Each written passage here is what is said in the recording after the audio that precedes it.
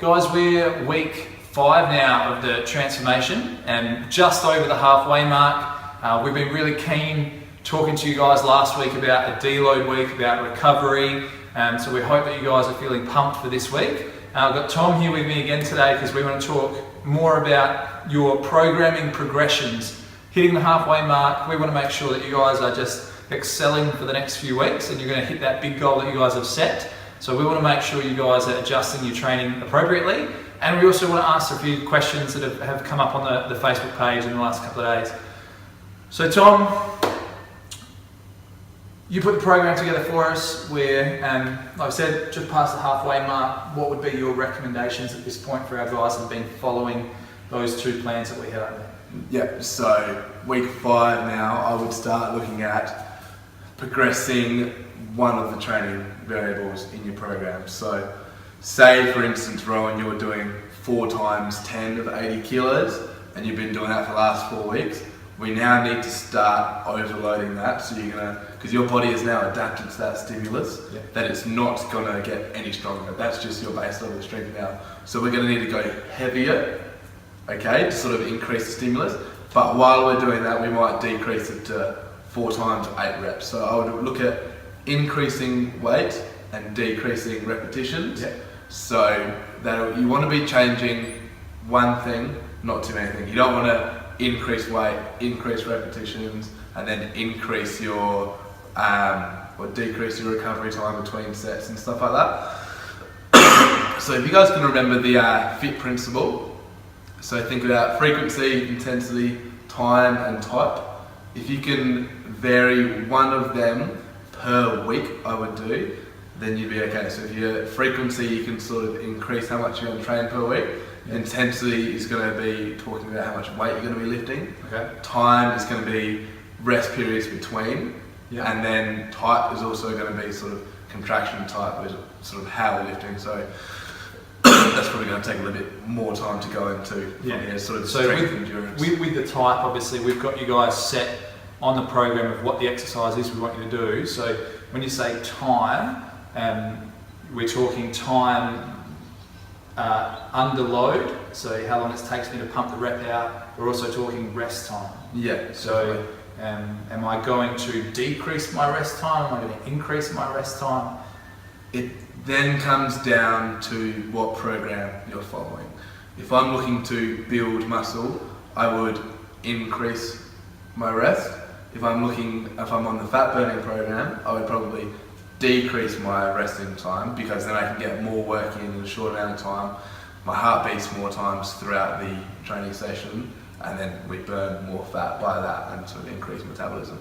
The other thing that you guys have to remember is sort of those programs are very specific to their own individual goal. So we've got a lot of people sort of coming in and they're wanting to increase their deadlift and say that, oh yeah, I've been doing heaps of deadlift within my HIIT class, I feel like I'm ready to increase weight.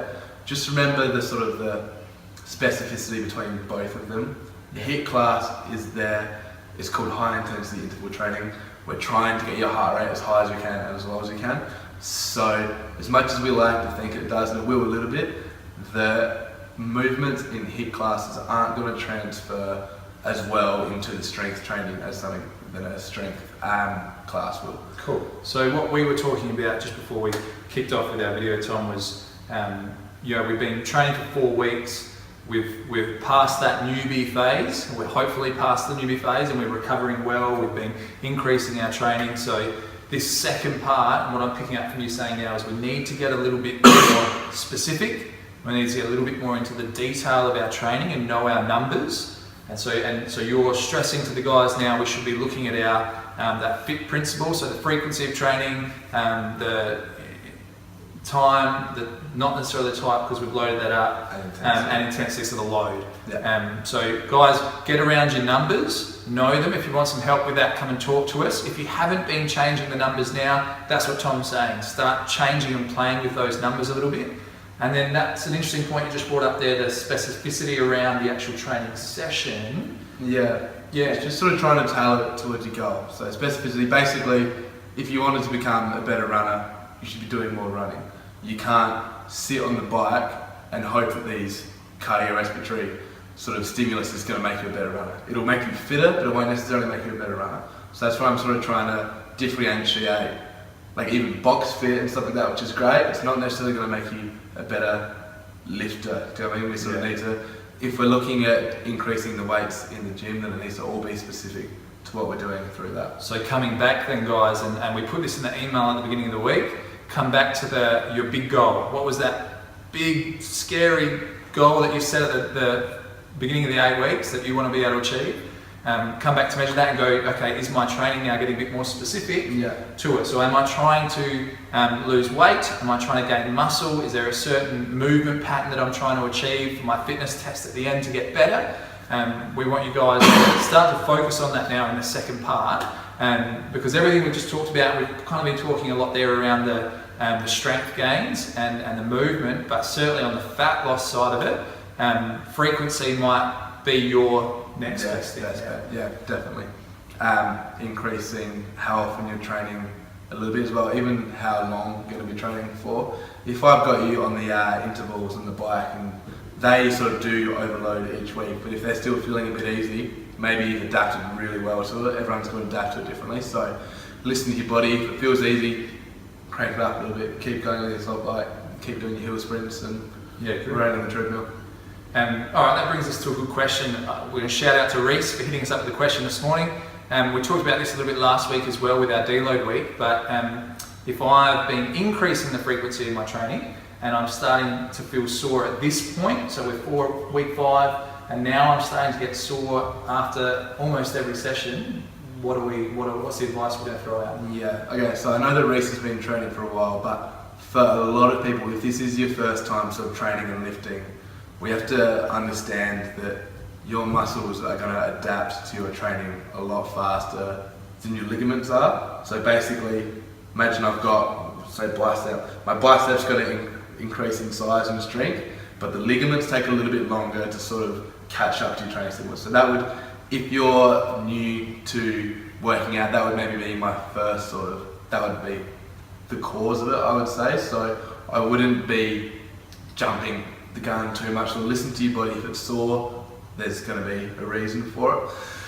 The other thing that I would say is that with the amount of training that a lot of people are doing from the transformation, I'm sort of like talking 5-6 times a week, which is awesome. Which is awesome. Nailing, that's good.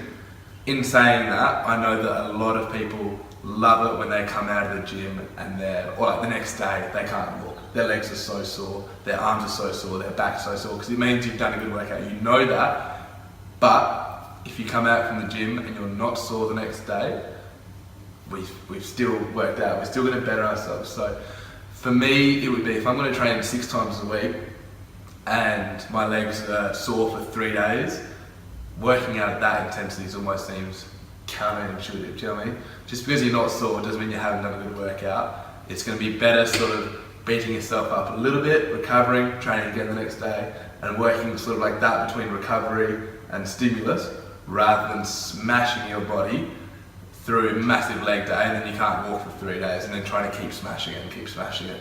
So that's where recovery becomes really important. Yeah, and coming back to that fit principle, if we're going to have huge amounts of frequency, which we're picking up a lot of people are doing, then maybe our intensity doesn't have to be so high because our frequency is up so high. But then might be the time that you switch that up.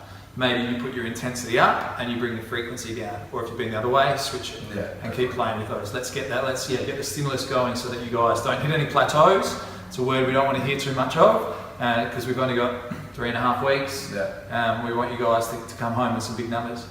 And so anything else, Tom, that you can think of that you're nothing comes to mind, but I often do think of a lot of things I should have said in the video afterwards. So if you guys see me in the club and you have any questions, please pull me aside and I'll be happy to answer anything you guys got for me.